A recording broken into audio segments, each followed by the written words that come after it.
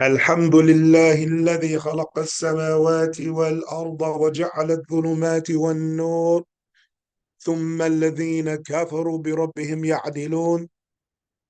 الحمد لله الذي أنزل على عبده الكتاب ولم يجعل له عوجا. الحمد لله الذي هدانا لهذا وما كنا لنهتدي لولا أن هدانا الله لقد جاءت رسل ربنا بالحق.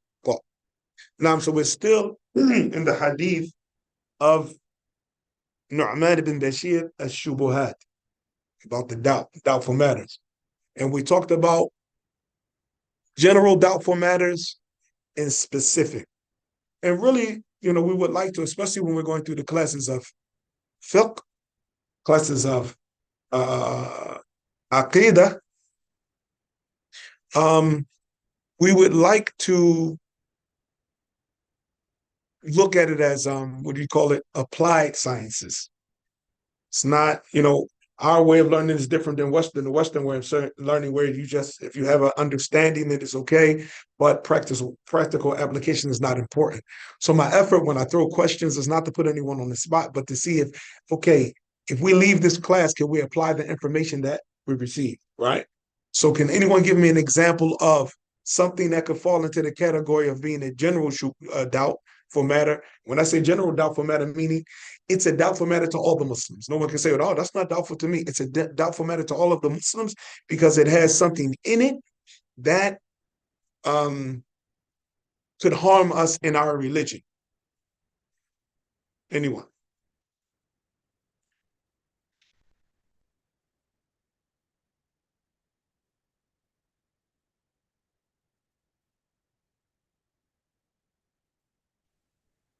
Assalamu alaikum.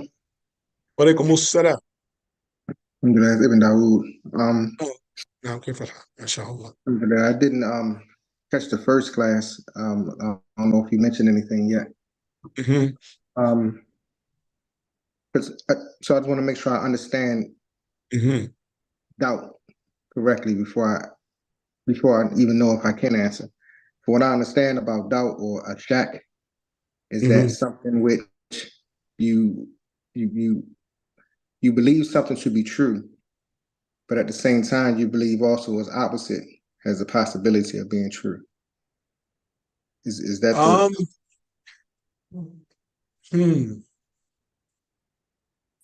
the that's a different kind of doubt. That would be, as you said, something has the possibility to be true, and something else has an equal possibility to be true. This would be shak, the doubt. However, we're talking about a doubtful matter in which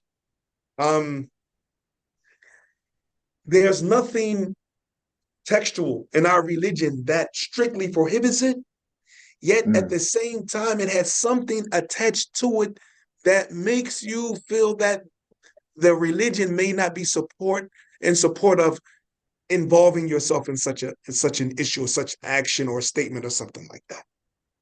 So we're talking about the hukum. Yes. Okay. So in that regard, I probably would say cigarettes, smoking, the consumption of cigarette smoke.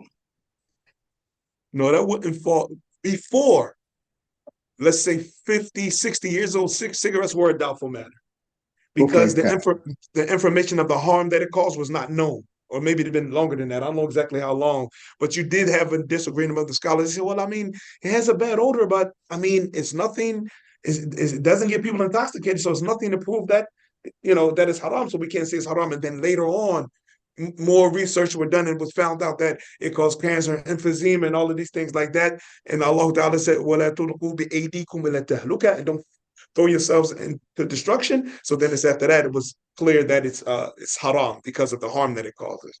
Nah. Okay. 1 minute, Ibn Dawood, who has our brother DJ here. Dreads. Yeah. That wouldn't be a general doubtful matter. That would be a specific doubtful matter. Dreads is a specific doubtful matter. Is it permissible or not? So those who have the information on the origin of dreads, right? From those who it dates as far as, but I don't really like when they put dates, but they say dates as far as back as 3,500 years or 5,000 years that the people who worship Shiva, the Hindus, they worship Shiva, and this was a way of getting close to Shiva, growing the dreads and like that. And then this was spiritual when it was attached to having strength and many different things of polytheism. So that would be an individual doubtful matter because it's based on information reaching. But the example, let me make it easier. I'll just remind the brothers of the example I gave of a general doubtful matter. The internet is a general doubtful matter. Why? Because we all know that the internet has both halal and haram. And most of the time, we don't have control over the haram being presented, especially social media. You don't have control over who's presented to you as a friend. You don't have any control over the advertisements that are shown to you. And because of that, come down, well, should I use it? What's going to pop up when I go to YouTube? I want to watch a lecture, but what's going to pop up during that lecture or after that lecture or other than that? So that makes it a general doubtful matter that everybody is under attack when they get into the internet. We're going to say it's haram, you can't ever use the internet. We can't say. But because of has both aspects, it makes it a doubtful matter. It means it's unless you have a need for it, it's better to leave it off. So that's an example. Now, so based off that example, نعم السلام عليكم. وعليكم السلام, Tariq. نعم الله يحفظك. 1 I minute, would say Tariq. So our sister Takeda put wearing nail polish. Okay, so wearing nail polish, it will become a doubtful matter if we start getting into the intricacies of the type of paint that is made from. Because they have now paints that they say that they're not water resistant, so water can go through it. So now, okay, what type of nail polish is this? Is it the water resistant or non-water resistant like that? And it could, this is a good example the sister given, it could invalidate your wudu. So now the horse has to look at what kind of wudu, what kind of nail polish does the sister have? Because they have different types of nail polish.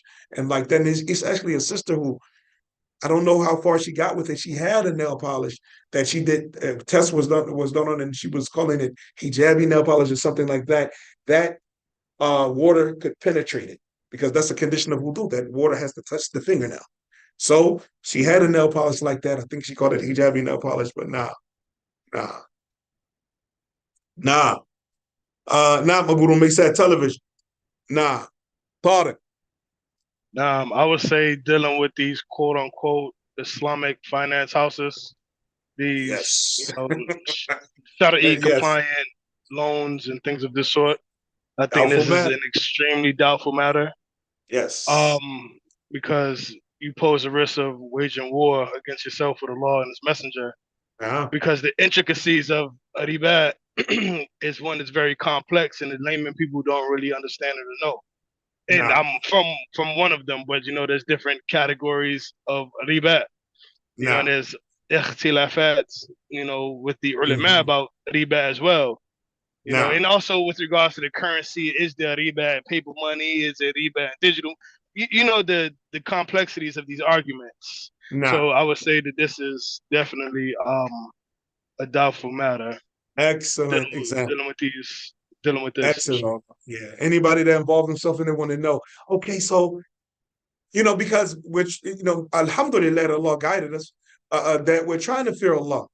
So many Muslims, they're trying to avoid riba as much as possible. So when they say the Sharia compliant loan, they say, how? So how are you making money? We want to figure out what's going on behind it. So hold it. How can you give me a loan? What are you getting out of the deal? And that's what makes it doubtful. Okay, like, who does this? And it becomes doubtful. Then you start delving into it and like that. Now, even though you can finish your answer.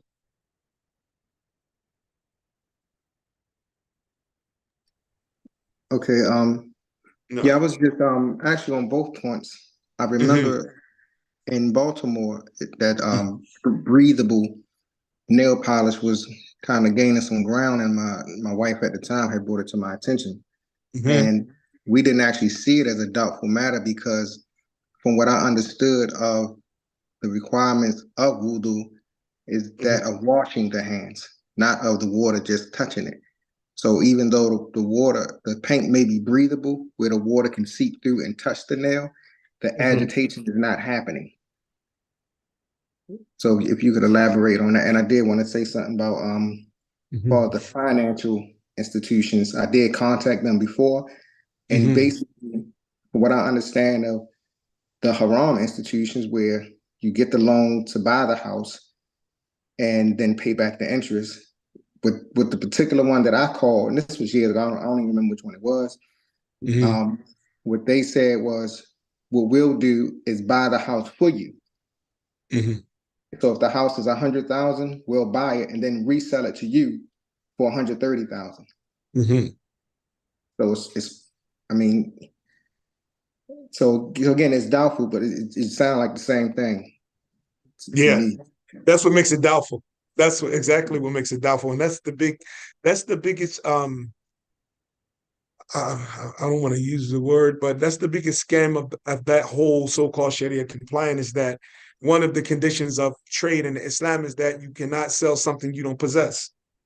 No. And that the person who's selling the thing should be the owner of that thing, and he shouldn't be purchasing it just because you're interested in it, and then after that he's going to sell it to you. And the thing is, within that, you have to agree. You have to agree, okay, if I buy this, I'm going to charge you, it's cost 80,000, I'm going to charge you 160,000. So now before I buy it, before I actually own it, we have to have either a verbal and normally, really in reality, a written agreement that you are now going to pay me 160,000 for the house I don't own yet, that I'm going to buy to sell to you. Is once you agree that you're going to pay me that difference, once we agree to that. So now the person is getting an agreement for a price on something he has not yet possessed. And that's impermissible. Jihad. So he doesn't yet possess it. And then they have other ways, where they try to get around it. And it's very similar to what Bani Israel did, and leaving the net in the water on Friday and then taking it out on Sunday and saying we didn't fish. Allah said no fishing on the Sabbath. So what did they do? Instead of fishing, they said, okay, just leave the net in Friday and come get it Sunday. And then if our Lord asks us, we're going to say, we didn't do it. We didn't fish, the net fished. Right? So that's the trickery. That's the trickery. So we have to be careful of, we have to realize we're not dealing with each other. That works when you deal with humans. You deal with me. That works. You're dealing with Allah subhanahu wa ta'ala. That and with that revealed to the Prophet Muhammad sallallahu alaihi wasallam, what? إِنَّمَا الْأَعْمَالُ بِالنِّيَّاتِ. This is a scary hadith. Actions by intentions. You intended to seek a loophole in the Sharia. And this is why the wording of this hadith is so great. The halal is clear and the haram is clear. And between them, the two are doubtful matters that not many people know about. And this is the fact that the Prophet said, "La ya'lamuhunna kathiran min an-nas." It doesn't mean everybody doesn't know about it, but most people don't know about these doubtful matters. And this is why the Prophet said, because this is information of these doubtful matters is not widespread, the detail of their harm or their benefit. He said, فَمَنِ اتَّقَى الشُّبُهَاتِ فَقَدْ اسْتَبْرَأَ لِدِينِهِ وَإِرْضِهِ. He said, so whoever stays away from the doubtful matters has protected himself with regards to his religion and honor. وَمَنْ وَقَى فِي الشُّبُهَاتِ وَقَى فِي الْحَرَامِ. And whoever indulges in the doubtful matters will eventually indulge in haram matters. And then he gave the example of a shepherd who grazes his sheep outside someone's private pasture. How long is he going to keep control of those sheep before they end up going inside the private pasture? Right? So he showed how difficult it is, to, once you begin dealing in something doubtful, how difficult it is to avoid falling into that which is haram. And this is why it's best to avoid it. And last week we talked about the opinions of the scholars with regards to that. Those who took the position, and you really realize that the three positions that the scholars took about doubtful matters, the conclusion always the same. You have those who say doubtful matters are haram. Right? That was the first position we read. And they said, so you have to totally avoid them and you're going to be a sinner. And then you had the other ones who said they're halal, but they should be avoided because they're going to take you near the haram. And you had the other ones who said that it's neither halal nor haram, but they should be avoided. So all three positions at the end said, stay away from the doubtful matters. Nah. So was my understanding about how I dealt with the breathable paint? Yes. Was that was that? What do you think about that? If it's proven, and this is the issue with a lot of things like this, who's doing the proving? Who's actually, doing the testing and proving? How does the result? I'm ignorant of it, so I wouldn't be able to answer. But we would have to. The information is only as good as the one who brought it. So the one who brought it proved that. I don't know how it would be done. They would remove. Could they remove the paint and show a wet nail under it to prove that the nail has been wet and that it seeps through? I mean, that's what would technically prove that it's okay to make wudu over it, is that you can lift that paint up and you will see that the nail is clearly wet under the paint. So is that possible? Allahu A'lam. So that's what would make it doubtful. If those who use it feel safe that yes, the nail is definitely wet under it, through some other type of test, then it will make it halal. So it would be based on the detail of the information that the person knows. So this will make it doubtful, is that because it's possible. There's even a principle in Qawaid al-Fiqhiyya, the principles of jurisprudence. The breathable paint falls into what the scholars say, إذا دخل الاحتمال بطل الاستدلال. I'm pretty sure you brothers heard me say this principle over and over again. They say when there's a difference of opinion, once possibilities enter into the equation, everybody's equal in their position. Everybody's position is equal because my possibilities are no more stronger than your possibilities. So once possibilities enter into the equation, no, it's what? If I say, well, it's possible that it didn't get through, I have a point because it's still paint. And then you say, no, but it's been proven, and there's paint that's not waterproof, and this is how, you explain your science and your studies and like that, and it's possible that you're right. So what happens? The safe position, based on what the Prophet ﷺ told us in Hadith, is to avoid the doubt. As in Hadith of Al-Hasan in Tirmidhi, he said what? That the Prophet ﷺ told him, Hasan, the Prophet's grandson, he said what? Leave that which makes you doubt for that which doesn't make you doubt. However, we have the general doubt, like we're talking the nail polish, the financing, and like that. There's many situations where people have explained things that are haram and make it seem like it's halal, based on the eloquence of the speaker and like that. They can say, no, this is not haram because, and they begin delving, and it's like, oh, the person doesn't have a lot of information because of it, and maybe believe that it's permissible based on the explanation. So that's why we'll make it generally doubtful. Why? Because it's touching on something that is generally impermissible. But now they're proving through this loophole, it's halal now. So now it's how can we trust that this loophole is something permissible or not? Wallahu a'la wa a'lam, barakallahu fiqh. Okay, can anybody bring an example of something that may be based on a case by case, doubtful? That it could be doubtful for some people, but it's not generally doubtful. Naam. Things like TV and radio. Yeah. Listening to them. Yeah.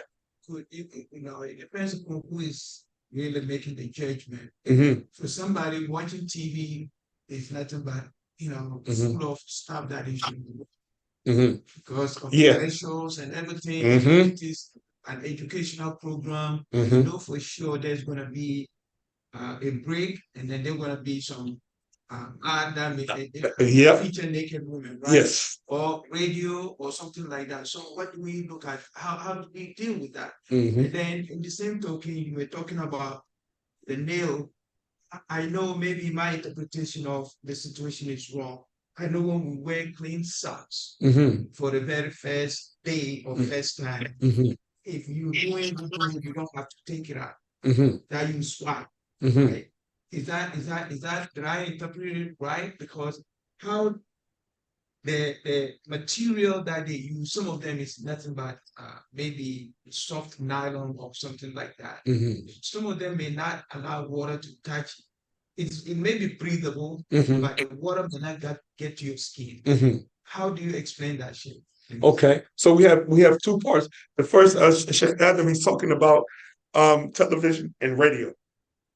So yeah, that's definitely one of the doubtful matters, and it falls back on the intention of the individual. Let's say, for instance, somebody wanted to follow. I remember years ago when we first stopped listening to the radio, when we first accepted Islam, we had KYW News Radio and up in Pennsylvania, and that was strictly news and traffic. But on your way, they have the breaks as Sheikh is talking about. Dun-dun, dun, dun, dun, dun, dun, so you have the music in between. It's gonna happen.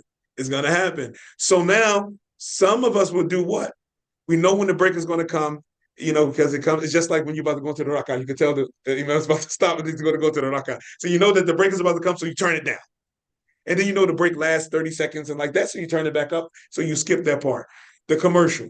Some people say, I just turn it off or turn my head or whatever like that when the commercial comes on, and then when I know the commercial's up, all of this. But look at the takalluf, look at the burden of trying to avoid the and I'm glad that Sheikh brought this because it's a good example of a scholar from Egypt. He traveled to a Western country for dawah, right? Look at the burden of trying to miss the commercial, miss the naked women, miss that, and then get back to the show, which is not like maybe an educational show or National Geographic or something like that. So what happened was the Sheikh, he went on a trip with his family. He went to a hotel. They were in a Western country, and they did not watch television at home. And of course, it's more dangerous. They were from a Muslim country. So, going to a Western country is more dangerous because in Muslim countries, you have Quran stations, Hadeeth stations, and all of that, where you can leave it on a Hadeeth station all night. It would just show the Hadeeth on the screen and recite the Hadeeth, different Hadeeth all night, or you can show the Quran and recite Quran all night. That's the kind of station they have in Muslim countries. Here, we don't have those kind of stations. So anyway, he went to a Western country. This is years ago. And they went to a hotel. So they're in the hotel. He said to the family, okay, just get comfortable. I'm going to go get some food. Sheikh is funny. So he said he went out to get some food, and he was shocked when he got back to the room that his wife and the children had the television on. He said, we don't watch television at home. What are you guys doing? So the wife said, calm down. Wait, it's good. It's good. This is not like a bad channel. This is some good things on here like that.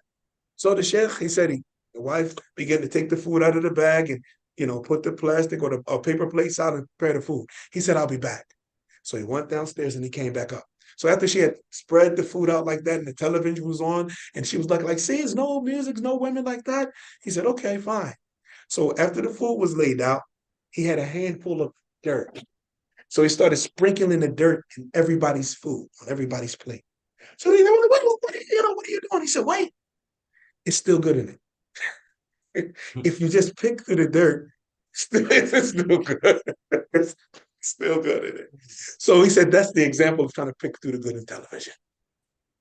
Let somebody put dirt on your food. It's still good. You can, if you sift through it, you'll still find parts of that food that doesn't have dirt on it. That's the same thing with television like that. So that's the situation with television. The second was about wiping over the socks. So we know this is a issue of difference of opinion. Should it be made of a certain kind of material like that? The only clear text regarding that we have is that the Prophet, all he said to the companion, he didn't say, these are leather. He didn't say, I can walk in this, because some scholars say it has to be leather. Some scholars say, no water. That they actually say that no water should be able to see through it. They actually say that. So the Prophet said, I wiped my feet before I put them on. So the first condition of wiping over the socks is that the person had to make wudu and then put the socks on and like that, right? The second condition is that if the person is a resident, then he gets 1 day and 1 night, 24 hours to wipe over. And then it's a big ikhtilaf about when does that 24 hours begin. The most correct opinion, according to what I've learned, is that the wiping over the socks begin after the first wipe, not when you put them on. Because when you put them on, you haven't wiped them. So how can 24 hours begin? He didn't give you 24 hours to wear them. He gave you 24 hours to wipe them. So now, when does the 24 hours begin? So let's say somebody came, they prayed Maghrib. They used the bathroom. And then it came time for Isha. They made wudu for Isha and wiped over the socks. 24 hours begin now, right? Because it's 24 hours for wiping. And it's 3 days for what? for the traveler and like that. So it begins from the first time you wipe them, not when you put them on. Not when you put them on. Nah, that's the correct thing. Nah, Milani. Nah. So with that, because there's no text, their opinion that you have to be able to walk a certain amount of distance and all of that, but there's no text that legislate that. All the Prophet said was, I cleaned my feet, I wiped over them, I washed my feet before putting them on.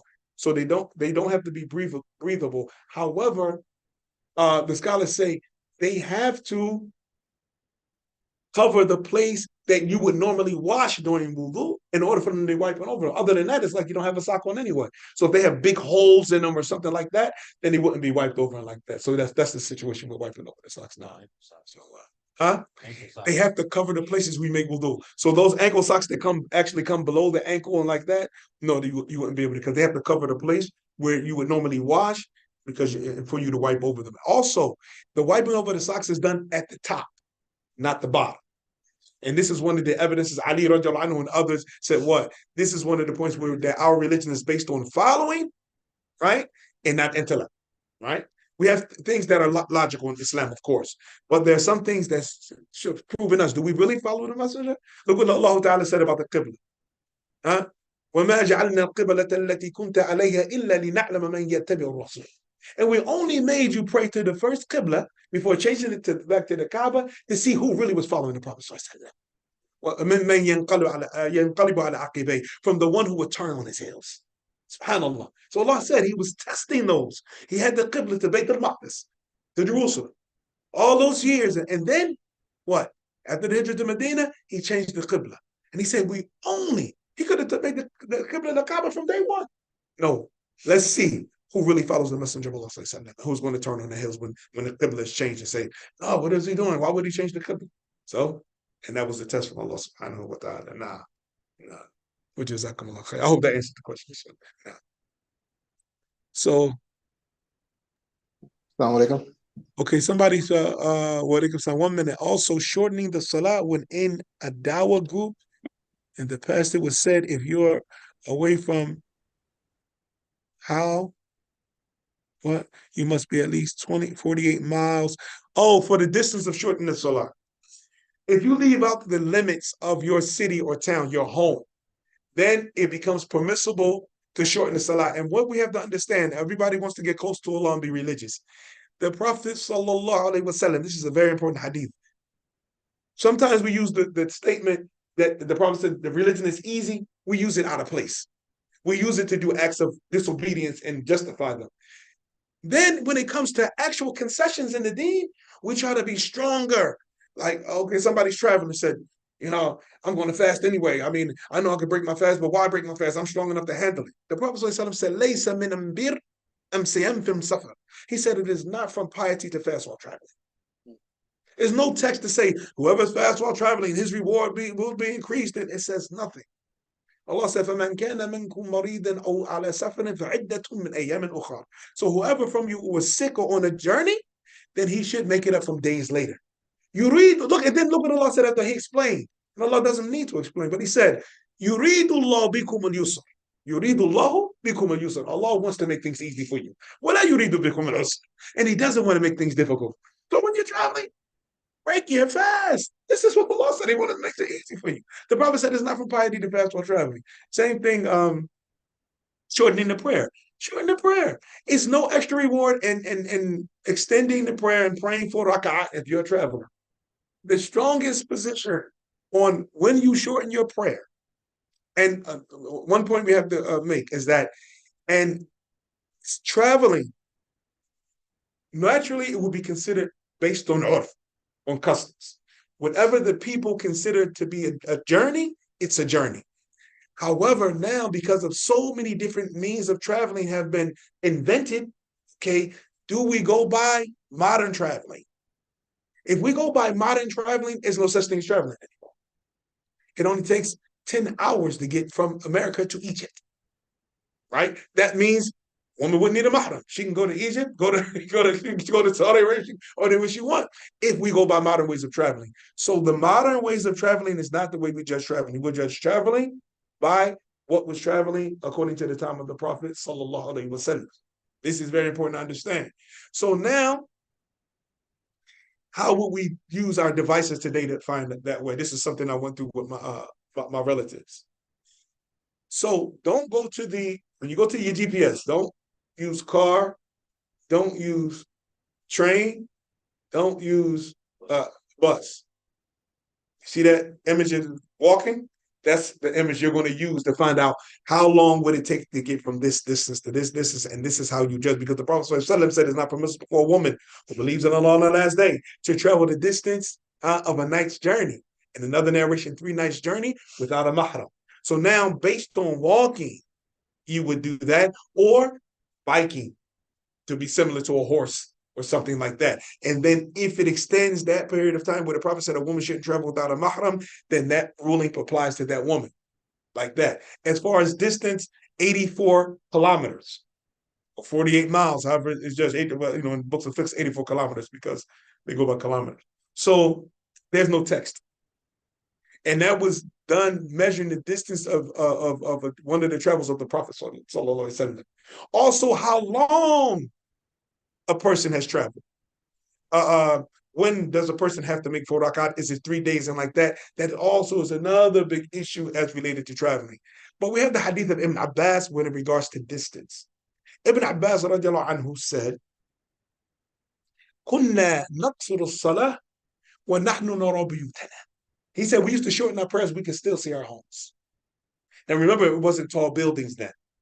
So they could be up on a high plain and see their homes down in the valley, but they were out of the city limits. They were out of the limits of where they lived. He said we used to shorten the salat and we could still see our homes. So if a person leaves and he's out of his city limits, where he has a home at, where he can lay and rest his head, once he leaves out of those limits and his intention is to keep going and making a journey, he's now a traveler. He's now a traveler. And some people say, no, I mean, that was because the difficulty and because of this and like that. No, that's called an illah. That's called what do you call it? What would that translate to be? Illah, this is called like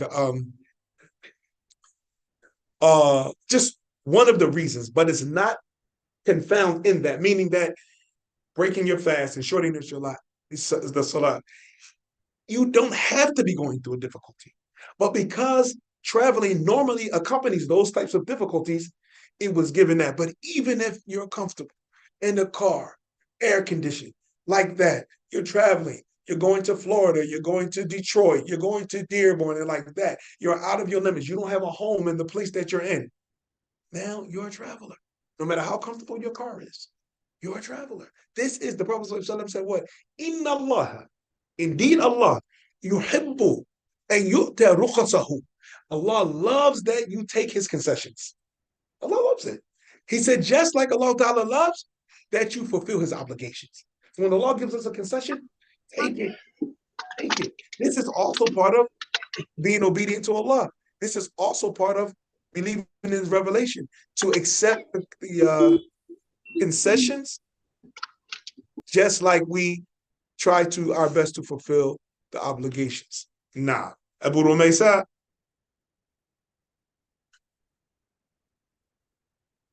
There was a couple questions. One was the doubtful matter when it's a case-by-case study, right? Mm-hmm. When it comes to renting, like either apartment or a house, depending on what the contract says, like maybe penalties for late rent and things like this. They have a set amount of rent, but if say the rent's late, something like this, would this fall into like riba? Would this be like these penalties that they put in these contracts? I heard something about this one time. I'm not sure though. I just wanted to ask, inshallah. Now, this is one of the aspects of riba. If it's not done due to the person's late payment causing a hardship on the one who they're supposed to pay it to. But if the late payment, and this is the reality in most cases, if the late payment, when the person pays late, it causes a financial burden or financial stress on the one that they're supposed to be paying, that this in some contracts that are Sharia compliant is called shart jazai. Shart jazai. Yeah, it's a conditional penalty, meaning that now, okay, so now that you're late paying me, I'm late paying so-and-so, or now the bill has gone up. So now because I have to pay that, I'm taking the fees that you have caused me from you through this penalty. Okay. So it would be depend on the detail of the penalty and the reason for the penalty. Nah. And a lot of times those penalties are actually founded, well founded, that you have caused someone else a financial a burden, so they transferred that burden to you because you were the reason, not them. Nah. I remember I had a situation like that. Well, I won't say that. Someone had a situation like that, and the individual owed the individual some money. So the individual said to him, "Okay, now this is the second agreement we made for you to pay the money that you owe." So the individual saying, "I'm sorry, I couldn't pay you because my bills were piled up." So the response of the individual who was owed, he says, "So are you logically telling me I can't pay my bills with my money because you pay your bills with my money?" Does that make sense? So this is the same thing. Those people that may be renting out property or vehicles or things like that, they have to pay people also. So the person late paying them makes them late paying someone else, and like that. So the person who doesn't want to pay, those penalties should be very specific at the time of signing the contract. I will not pay, and they're different. Late penalties for renting a property is different from credit card penalties, because that's based on what? Interest. You'll pay this much interest on the money that was taken. So that's a loan penalty. They're charging you for money. And this person is charging you for being late. So if it's proven that they caused a financial burden on the individual, then they would be obligated to pay that money. But if it's just increasing in the money, then that is something that's a doubtful matter that has to be looked in. And like you said, it's a case-by-case study. Assalamu alaikum. Walaikum assalam. A matter that's doubtful on a case-by-case basis or on an individual basis, which is important, is with regards to the Hadeeth, the menstruation of the woman. Oh, Tariq, this is Tariq. Hey, no. Okay, no. With regards to the menstruation of the woman. Mm-hmm. When they have inconsistent menstruations, and them being able to determine whether or not this is the menstruation blood, or if it's a blood from the vein, or what have you. Excellent example. This is a case-by-case study. Every woman knows. It's a funny athar in Bukhari, that one of the Sahaba was asked by the ladies, by the Sahabiyat, when does a woman know that she's been pure? And he said, you people, you women are more knowledgeable about that than we are. Like, you have to give us the fatwa. You know more about that than we are, because they actually know the changes in their body and like that. So they are more knowledgeable about that than the men. Nah. And just a side benefit, these are cases, because we have to argue our case where we're called what do they call it? Machismo. Chauvinists. And what's the other word that they say? When the men try to talk down to women. Sexist. The toxic masculinity, chauvinists are like that. However, the issue of it, only two women being equal to one man in bearing witness, that's in the case of a loan. That's not in everything. In this example that the brother Tariq just brought, where, okay, is a woman on or off her menses? Like, say, for instance, if a woman is in her iddah, whether it be from her husband dying, or whether it be from being divorced, or whether it be from her getting an annulment of the marriage. Her witness alone is evidence that her iddah is up. Nobody can tell her that she got her menses and went off or didn't. So if she says, I received the menses and went off, she's by herself the only witness. Likewise, in the issue of rada'ah, in the issue of breastfeeding, right? 5 sucklings before the child reaches the age of 2, that the child began to drink when it was hungry and drank until the child was filled, and then the child himself or herself removed themselves from the breast because they were full. The wet nurse, the suckling mother, by herself, she's the only witness to this case or not. So much so that a man and woman was married during the time of the Prophet ﷺ. and a woman who's a known witness, she used to be a employment. She came and she saw those two together. And she said, while the Prophet was present, how are these two together? I breastfed both of them. SubhanAllah. SubhanAllah. And the Prophet ordered with the dissolution of the marriage from the spot. Said they have to be separated. The children are halal, but they cannot, no, just with the one woman's witness. He didn't call anybody. Is she true? No. Her by herself. She's a wet nurse. She said, they're brother and sister about to suckling. The Prophet said, separate immediately. That was the end of it. So these are cases in which a woman's witness by herself is stronger than anybody else's witness. Nah. So that's a specific situation. Nah.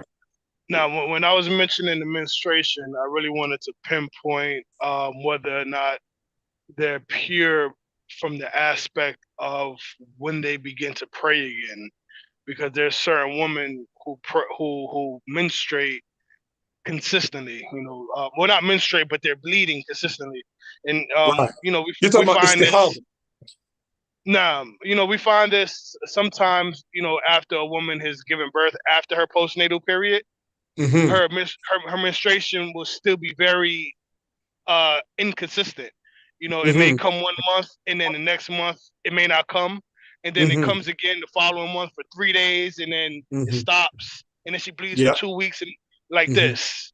So a lot of the women, especially brothers, that we have daughters and wives, they may not know. Do I pray? Do I not? So this is why I say it's a doubtful matter. Because what if they pray too early and that still is their menses? Yeah, and like you said, this is a very important, but it's case by case, and this is why it's important for women.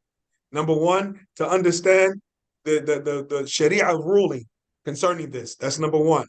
Number two, that a woman studies herself, her cycle, her body, the way it moves, the way it reacts to food, the way it reacts to weather, the way it reacts to season changing. A woman has to know herself, know her body. Men also, but we don't have that issue there. So the women that have that issue, she has to pay attention to the way her body is, what's normal for her, what's not normal for her. The Prophet gave us a general scope of what is normal, right? The 3 to 15 days, and after 2 weeks, that the woman should consider istihada.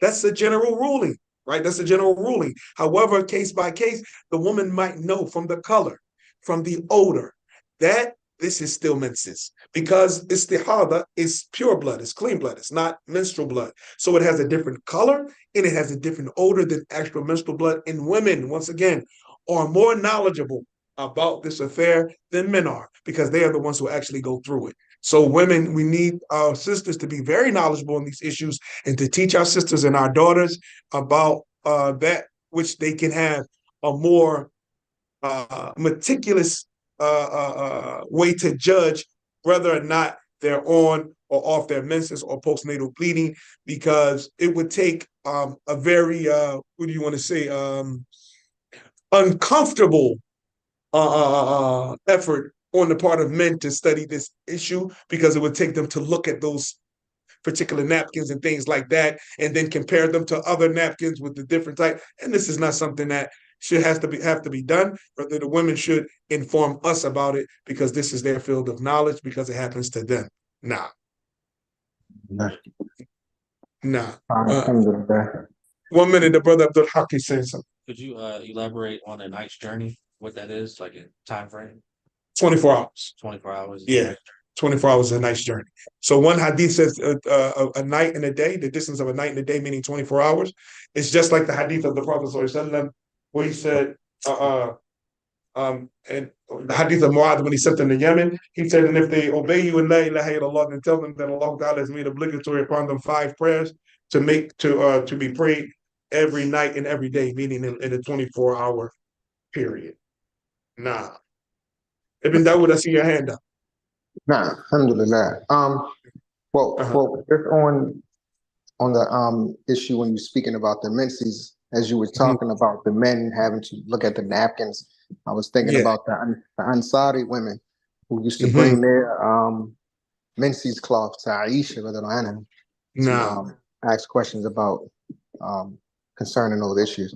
But as far as the case by case doubtful matter, first thing came to mind was two Sahaba from the time of Rasulullah sallallahu alaihi wasallam who were doubtful about a matter, and they asked him. They had the same question, and they asked him the meaning of, can they kiss their wives during the day of Ramadan, on the daytime during the fasting? And they asked the same question but got different answers. And one was told, yes, you can, and the other was told, no, you can't. And when questioned about this, then the Prophet ﷺ said the meaning of, the one brother that I gave permission to, he was an older brother, he may have more constraint. And the one that I forbade, he was a young man who may not have the constraints. Would that be well, no, that actually is an evidence for a great principle concerning giving religious verdicts. And the principle is that al-ahkam thabita la tataghayyar, that the rulings of Quran and Sunnah are firm, they never change. ولكن الفتاوى تتغير بتغيير الزمان والمكان والحال. But verdicts, and this is important to know, that no scholar, no matter how knowledgeable, can give a ruling. He only can give a verdict. A verdict is what? Extracted from a ruling. So that the verdicts change based on time, place, and situation. So now look at the situation of this one. The example that you give is clear, and this is what the scholars use to point out the principle when somebody may think, look, I don't know what's wrong with that sheikh. He tells some people this and he tells some people that, and they don't understand that this is actually a principle that you have to understand. And I just actually shared a statement of Ibn Qayyim about the importance of the scholar when he's talking to people, that he understands and knows their situation in order to give the verdict that actually fits them, because he can make something that is actually halal haram without due right, or make something haram halal without due right, by not knowing the situation of the people. So the Prophet knew the situation of these two men, and he gave a verdict consistent to what they both were upon. Now, Alhamdulillah. Alhamdulillah. So here, and we'll read this another example that Ibn Daqiq al-Eid he brings for a doubtful matter. He said that two companions came to the Prophet ﷺ, or companion. He said, وفي حديث عدي ibn Abi Hatim أنه قال يا رسول الله صلى الله عليه وسلم إني أرسل كلبي وأسمي عليه. And this is from the etiquette of hunting. He had a hunting dog. He said, I send my dog out for hunting, and I say Bismillah. So this is also from hunting. We should know that saying Bismillah when you send a hunting dog out, or if a person is using hunting with a rifle, permissible, and he says Bismillah, he pulls the trigger, Bismillah, Allahu Akbar, pulls the trigger. That bullet is just like the knife going through the neck. It has the same effect of making that halal. That meat is not halal from that, because some people think you can't kill, but you have to know for a fact that your bullet or your dog that you sent killed the animal, and not that you shot it and then it ran and ran and ran, but your bullet didn't kill it and then it bled out. Or you shot it and it ran and then it was weak and fell off a cliff. Or you shot it and it ran and something else ate it. This is from the etiquette of hunting, but we're so far away from hunting, using our hands, that we miss out on these etiquettes. And there's brothers that met from Philadelphia, mentioned Mujahideen, that they go hunting yearly, a brother named Idris. And I wanted him to actually do a workshop on how to skin animals and the etiquette of hunting, because he's very learned in that. May Allah Ta'ala preserve him. Ameen. So he said, and I say Bismillah, I send my dog, and I say Bismillah. He said, and this is in Surah Al-Ma'idah. يسألونك ماذا أحل لهم. They ask you what is permissible. قل أحل لكم الطيبات وما علمتم من الجوارح مكلبين. And that which you have trained your dogs to go. Train your dogs to hunt for you. تعلمونهن مما علمكم الله. You have taught them from which Allah has taught you. فَكُلُوا مِمَّا أَمْسَكْنَا عَلَيْكُمْ وَاذْكُرُوا اسْمَ اللَّهِ عَلَيْهِ. So eat from what they catch for you and mention the name of Allah upon it. So this is in Surah Al-Ma'idah. So he said, so I pronounce the name of Allah and I send my hunting dog out. And then he said, وَسَمِعَ عَلَيْهِ فَأَجِدْ مَعَهُ عَلَى الصَّيْدِ كَلْبًا آخَرٍ. He said, but then when I get to my prey, or I get to my, what would you call it? When you catch something, what is that called? Well, I pray, I guess you're going to call it that. I find another dog with my dog. He said, لا تأكل إنما سميت على كلبك ولم تسمى على غيره. He said, don't eat it because you pronounce the name of Allah for your dog to catch it, not other than it. So now it became doubtful. So which dog killed it? Did your dog kill it or did the other dog kill it? So now you can't eat it anymore because what? Because the other dog was there. وَقَدْ قَالَ اللَّهُ تَعَالَى فِي ذَلِكَ إِنَّهُ لَفِسْقٌ. That and Allah Ta'ala said about it, I skipped. He said, فَأَفْتَاهُ. So the Prophet gave him the verdict. Rasulullah sallallahu alayhi wa sallam بالشبهة, that it was doubtful أيضا خوفا من أن يكون الكلب الذي قتله غير مسمى عليه, fearing that the dog that was not sent out to hunt for it was the one that killed it. فكأنه أهل لغير الله به. So as if it was slaughtered for other than Allah subhanahu wa ta'ala. وقد قال الله تعالى في ذلك إنه لفسق. And Allah ta'ala said, indeed, that is corruption. Nah. So we'll stop here. And it's good, the examples that everybody brought, mashallah, mashallah, they were excellent examples. So this is why, and this is how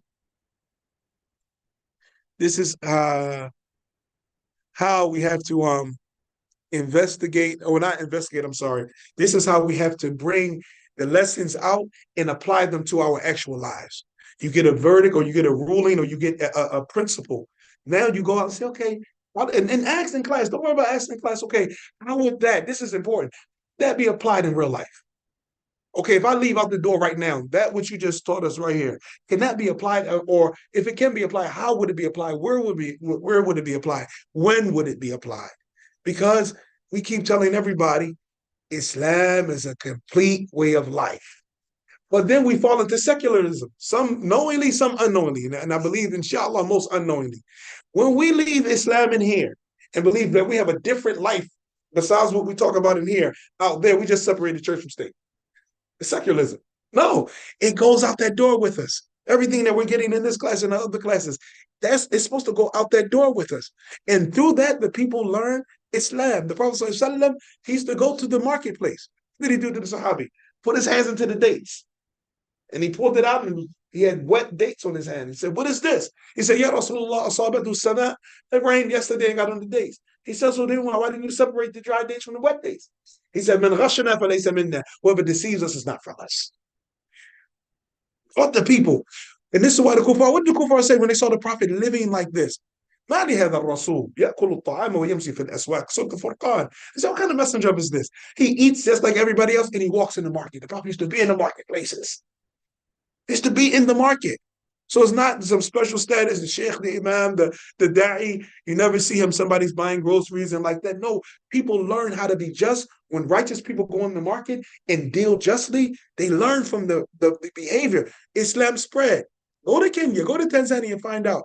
Islam spread on the Sahil. The Sahil, it means on the shores. Because the Muslim merchants would come and they, deeper in, as a scholar of history in Tanzania was telling me, that Islam didn't spread into the inland because they found resistance from those tribes. Those tribes were violent.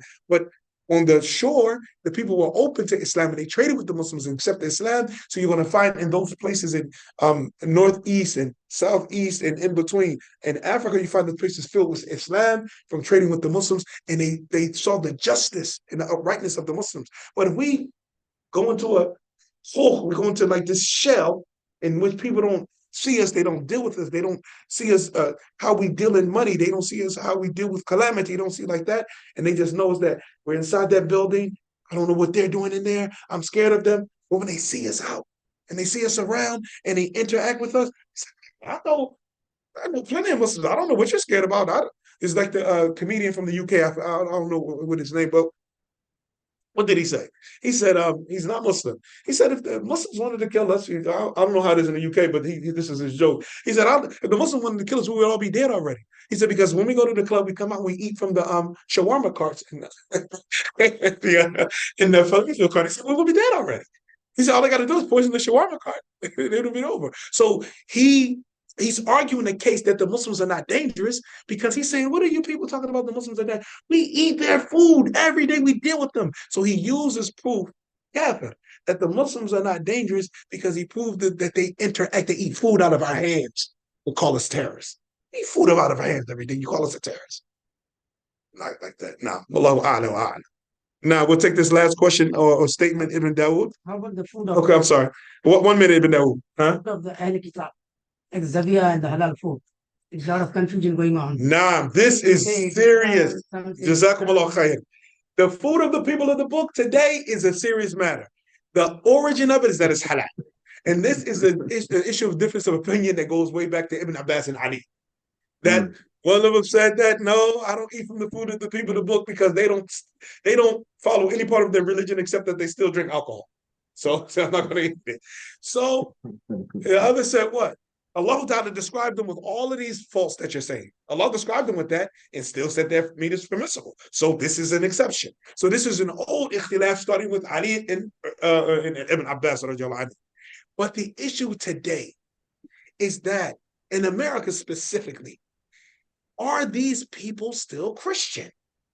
Buddhism is widespread. Everybody's doing yoga. That's Buddhism. That's not Christianity. That is not Christianity. So how many people in America are actually Christian today? That's the issue. People are now saying they're spiritual. People are saying that they believe in their ancestors. These are people that were raised Christian. If you talk to people now, you give dawah before, they say, oh, I was raised Baptist. Oh, I was raised Protestant. I was raised this. I was raised that. Now you talk to people, I don't know what I am. I'm just spiritual. Well, I know it's a God. I'm agnostic like this. These are the like born and raised Americans are now like not claiming religion. So now if somebody and in here in this Catholic country, you're going to their restaurant and you believe them to be Christian. So if they're Christian, you can eat from their meat, inshallah. But if they say, you ask them their religion, they're saying, I'm agnostic, that's not a Christian. If they say, I'm spiritual, that's not a Christian. If they say they believe in their ancestors, they're not Christian. We can't eat from their meat. We can't eat from the meat of these people who don't have a religion or they have chosen something outside of Christianity. So they have to actually be Christians. And that's getting short because religion is disappearing in America, period. Not you think Islam having a hard time. Christians are being wiped out. So now that, like you said, that's a general doubtful matter. Wallahu a'lam wa a'lam. Can I mention 2 points to that issue? We'll close with this. With regards to the slaughter of that meat, because there's certain legalities with regards to the slaughter of the meat, like let's say, for example, the chicken, that they shock it. And it's not, we can't guarantee that chicken didn't die before it cut the neck. Right. So that issue right there, let me cut in on you, Tariq. That issue right there is going to be a case study. Because you do have places that Purdue and Tyson, that I knew Muslims that worked there when I was in North Carolina, they said they hired Muslims to slaughter with the knife, right? Or pronounce Bismillah and then work the cutting machine and like that. They had Muslims do that because they realized how many Muslims in America, they want that customer, they want that Muslim money. So they did that in order for it to go through the right way. So now that's a case study on what slaughtering house did it come from, what company did the meat, because we have the hadith of our mother Aisha radiallahu anha. She said, people bring us meat in Bukhari. And we don't know if the name of Allah has been pronounced on it or not. The Prophet says, say Bismillah and eat it. Say Bismillah and eat it. Sheikh Ibn Uthaymeen, Ibn Baz, and others said it's from tanattu'. It's from extremism to go into detail. No, we got to visit and we got to put cameras up and you got to make sure we're not responsible for that. We're responsible for what is apparent. And if it's apparent that these are religious Christians and that they slaughter normally, if this is the norm, or if it's known that this is just a meat wagon warehouse where they're shooting with the nail guns and electrocuting like that, then you wouldn't eat from that one. So it would be a case study. It would be a case study with regard to that. No, and the second point is, with regards to these halal certifications that they're giving, there's been widespread issues with regards. I've seen halal spring water, halal fish. I've seen the word halal put on a lot of stuff. Fish is on halal. I don't know what halal fish. Saw halal written on the spring water bottle. I said, okay. Let me interject on you for this one. That also is an issue because it's not now at this point.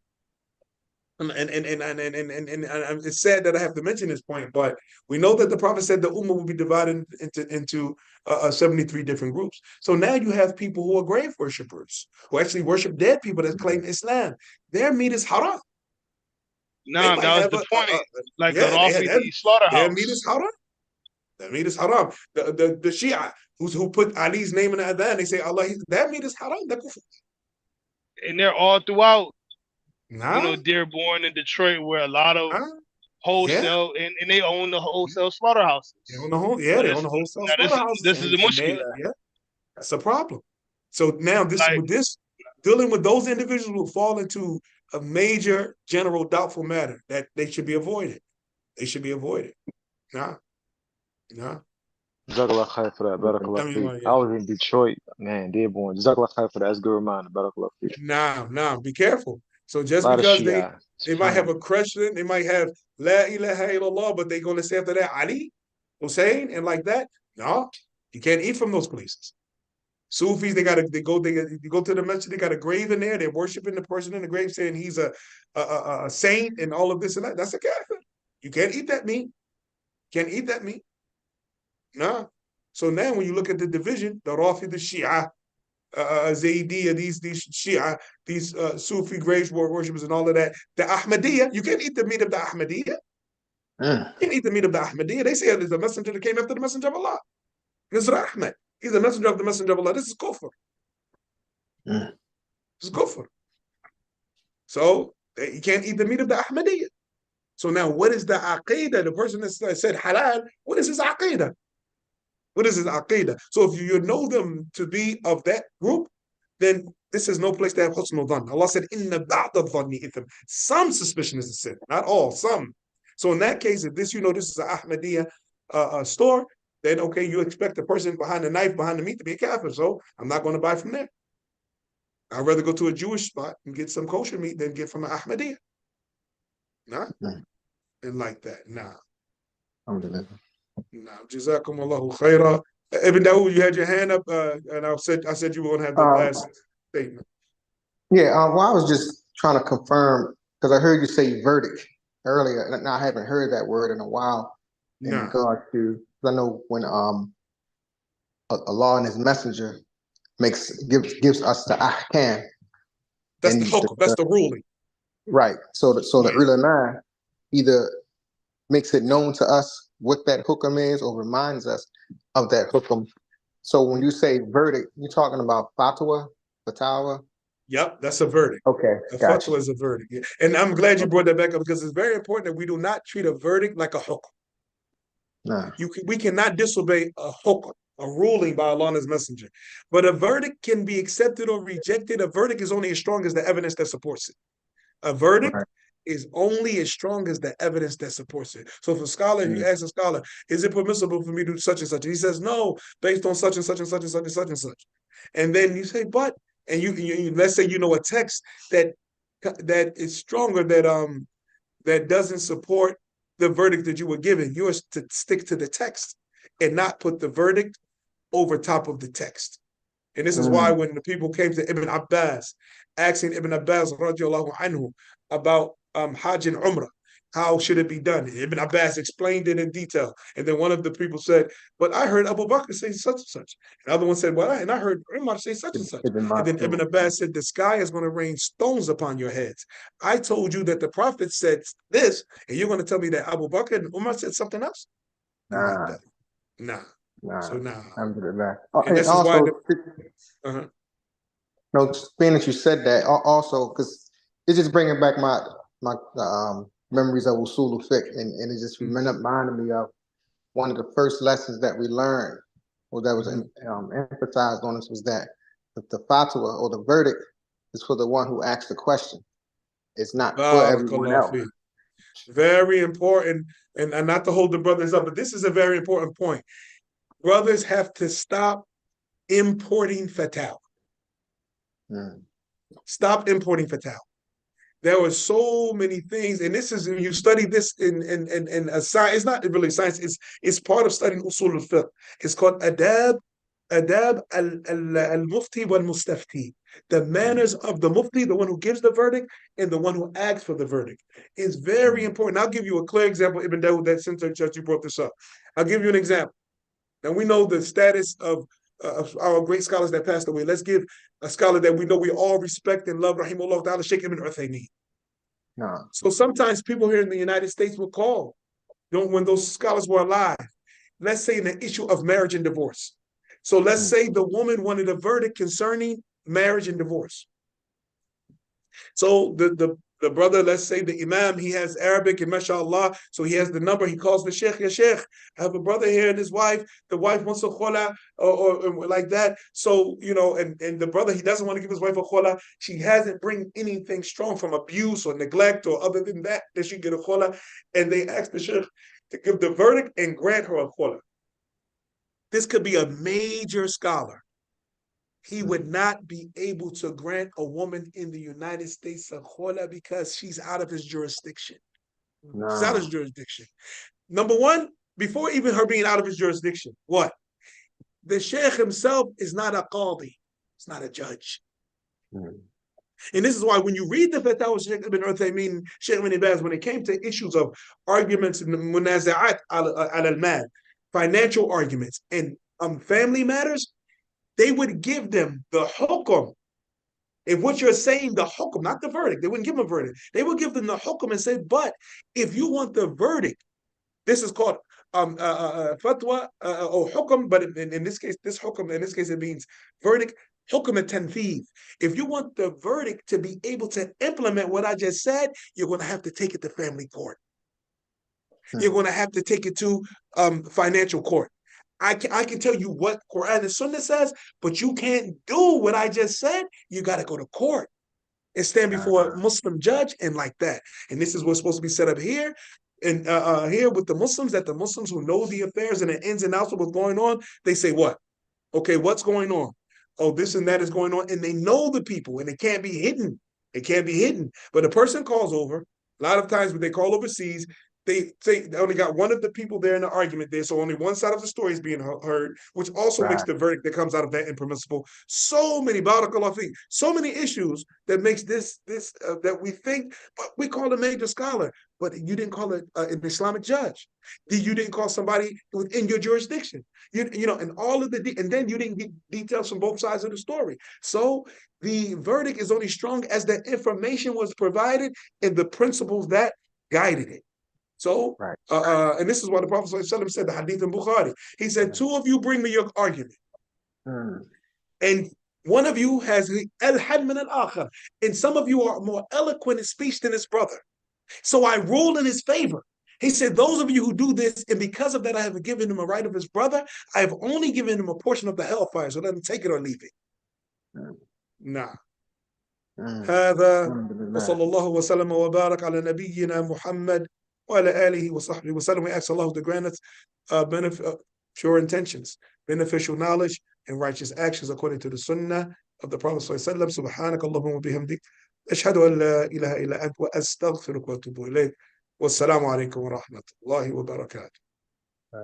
وعليكم السلام ورحمة الله وبركاته.